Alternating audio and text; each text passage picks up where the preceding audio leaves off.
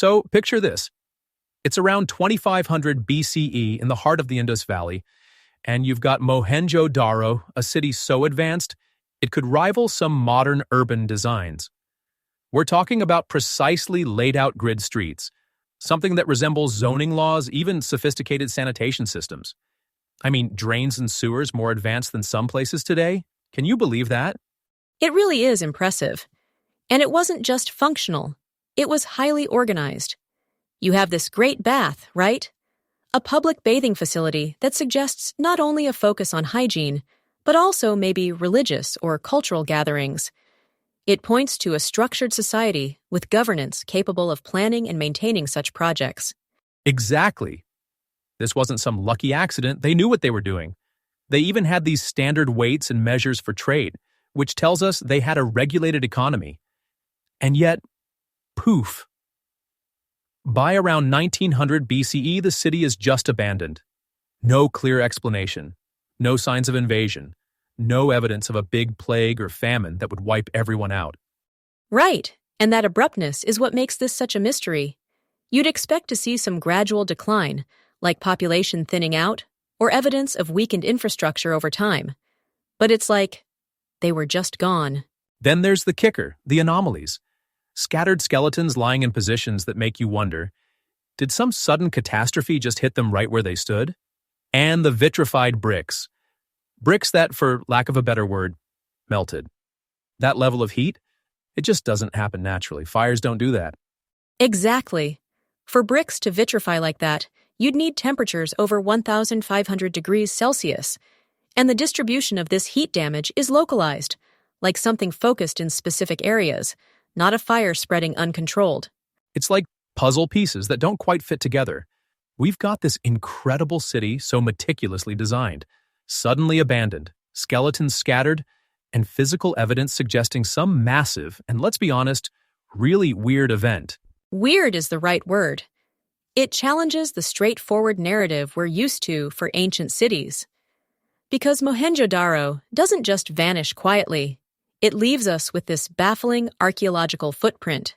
Exactly, and that baffling archaeological footprint takes an even stranger turn when we consider the melted bricks, or rather vitrified bricks.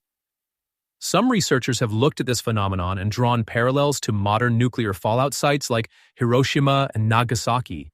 The heat required to produce such damage over 1,500 degrees Celsius is staggering, far beyond what any ordinary fire or typical disaster could achieve in a setting like this. And let's not forget the skeletons. You have these remains scattered across the streets, as if something sudden and catastrophic hit them. There are even claims, though not fully substantiated, that some of these skeletons tested for unusually high radiation levels. Right, radiation. That's where the nuclear hypothesis takes a real leap. In the late 20th century, people like David Davenport suggested that an ancient nuclear event might have been responsible for the destruction of Mohenjo-Daro. He even claimed that the destruction patterns look eerily similar to those we've seen in atomic bombing sites. That's a claim that's hard to ignore. It is, but it's also where we have to be careful. One of the criticisms of this theory is that the evidence doesn't quite hold up under scrutiny. For example, the supposed radiation levels. No peer-reviewed studies have confirmed that. And the skeletons? They're from various time layers, not necessarily all from a single catastrophic event. It complicates the narrative. True, but skeptics can't fully explain the vitrification either. It's not like they've got it all figured out. And then there's the Mahabharata, this ancient Indian epic that describes weapons which honestly sound terrifyingly similar to nuclear bombs. You've got mentions of blasts brighter than 1,000 suns, and people washing off contamination in rivers. I mean, come on. There's no denying it's fascinating. That imagery of weapons reducing entire cities to ashes, it's vivid, no question. But these epics were written long after Mohenjo-Daro's decline, and many scholars think they're symbolic, maybe referencing natural disasters or other events rather than historical warfare. Sure, but it still makes you wonder. Could there be a kernel of truth? An echo of ancient knowledge preserved as myth? Even if not nuclear weapons, maybe something else advanced. Something we haven't even considered yet. It's tantalizing to think about. But without concrete evidence, like, say, a buried reactor or a cylinder of enriched uranium, we're left with intriguing stories and compelling anomalies. And those pieces of the puzzle remain, for now, frustratingly unsolved. Absolutely, Marlene. Without that smoking gun, a buried reactor, or anything of the sort, we're forced to consider other possibilities. So let's widen the lens a bit. We've talked about the vitrified bricks, those eerie skeleton patterns, and the dramatic nuclear warfare theories. But what if the real explanation lies in something less advanced, like a natural disaster? Could phenomena like a massive lightning strike or an enormous firestorm account for the evidence we're seeing? Right, or even something environmental. For example, there's evidence that lightning strikes can heat silica sand or certain materials enough to vitrify them.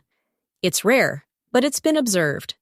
And for fires, while typical blazes wouldn't reach the temperatures needed for vitrification, what if there were concentrated materials, like a kiln effect, that caused this high heat? Yeah, but the thing about that is the distribution, right? It's not widespread, it's localized. Almost like a heat beam blasted a section of the city. And honestly, you've got to admit, the fire idea doesn't quite capture it. Fires are messy and chaotic, but these patterns, they seem surgical, precise, almost deliberate. And that's where the theories about extraterrestrial intervention come in. The ancient astronaut theory suggests advanced beings, maybe even visitors from other worlds, could have shared their technology or used it in wars that humanity ended up mythologizing. It's, well, an imaginative explanation. Totally wild and kind of fun to think about, though. I mean, proponents of this theory like to connect it to myths of flying chariots or weapons of the gods, like those vividly described in the Mahabharata. If you think about it, could these ancient texts be echoing stories of advanced technology mistaken as divine power? Sure, but here's the catch. Those texts were written long after Mohenjo-Daro's fall, and they're metaphor-rich. They might not be literal records of the past. It's important not to jump straight to aliens when we have simpler explanations right in front of us. Occam's razor, right? True, but simpler doesn't always mean correct. And let's be honest, humans have an almost instinctual desire to explore the mysterious, like why did they disappear? Why does any society collapse like that? Whether it's aliens or lost knowledge, these ancient mysteries stick with us because deep down they could be a mirror for ourselves. Like, what would it take for our modern cities to suddenly vanish? Exactly. Maybe that's part of why sites like Mohenjo-Daro resonate so much. Yes, they tell us about the past, but they also challenge us to think about the fragility of civilizations, how even the most advanced societies can suddenly collapse. There's this fascinating interplay between myth and reality that keeps us looking for answers. And even though we might not fully know what happened there, the fact is, Mohenjo-Daro leaves us with just the right mix of curiosity and humility. Like, it's a reminder that history isn't as locked down as we think it is, that there are still mysteries waiting to be unraveled. Absolutely. And as much as we've explored today, there's still so much we don't know. But maybe that's okay. The mystery itself is what keeps us coming back, keeps us searching for connections between what was, what is, and what might be. On that note, we'll leave you to ponder the enigma of Mohenjo-Daro. Thanks for joining us on this journey. Until next time, stay curious and keep exploring.